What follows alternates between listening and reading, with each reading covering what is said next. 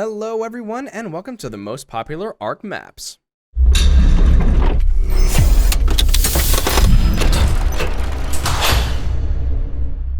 ARK is a phenomenal game, and if you are fantastic at it like I am, not to brag, then you definitely like to explore in different versions of maps. That's why there are so many offered, whether they be canon or non-canon. There are so many like Lost Island and Extinction that have such different variety that it is almost impossible to put this game down once you get started. That's why we're going over the most popular ARK maps today and how to change them. How to change your maps. To very quickly go over this, you want to click on the red stop button in your server and double down on the stop button when the pop-up appears. Once the server is shut down, which may take a moment, you'll see in the top left it says server stopped. Once it is stopped, you're going to go to the left-hand side where you see the general settings and select that. In the top search bar, you're going to type up map name or scroll to base settings to find it. Either way works, but once you're here, you're going to click the drop-down bar and select the map that you want to have played on your server. In this case, I chose Fjordur, and I'll just click the green Save Changes button, and once the settings have officially been saved, then you're going to head to the dashboard on the left-hand side, start the server up once more, and in the new pop-up, double down one more time to officially restart the server. Then, get ready to game. The Island. Listen, everybody likes vanilla ice cream, right?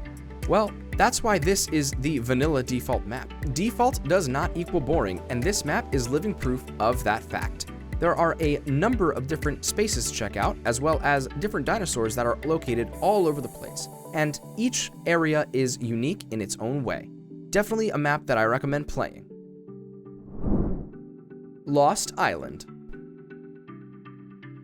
In my opinion, I would suggest moving to this map next if you are first trying out different maps. It is very similar to The Island in many ways, but provides a different variety of landscapes as well as different dinosaurs if you go looking for them. I definitely recommend this one as the next step in our journey, because there is a lot to explore, as well as some hidden secrets here and there. Genesis 2. The first time I saw this map, it just about blew my mind, because I was so used to seeing our character wake up on a beach, and instead, this character is on a spaceship? Well, fear not. The spaceship does not mean hardly anything. It is merely part of the story, because there is so much to explore on a map that is also a spaceship that is also ginormous. I mean, it's like a rainbow where you think you're getting closer to the end, and it just keeps getting farther away. I definitely recommend giving this map a try. Valguero. I find this map to be a whole lot of fun.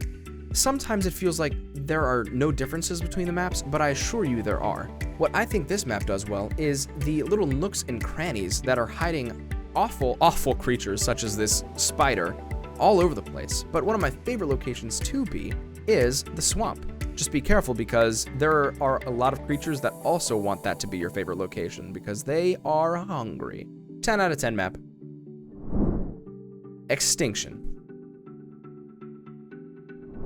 The last map on our list today, which is not indicative of how good or bad it is, just merely the last one, is Extinction.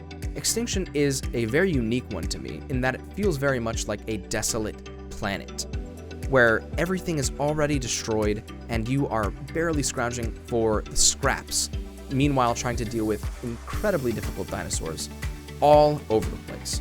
This map is definitely not for the faint of heart, and I recommend to only hardened veterans of this game. I definitely recommend this map for those who are prepared for it, because it is difficult. So get yourself ready and get going. Conclusion. Well, that covers the most popular ARK maps that we know of, but let us know in the comments what are your favorite. They can even be workshop maps, and maybe we'll even cover it in a future video. Speaking of comments, why don't consider leaving a like, subscribing, and ringing the notification bell. That way we know this is the type of content that you like to see. Until next time. Huh.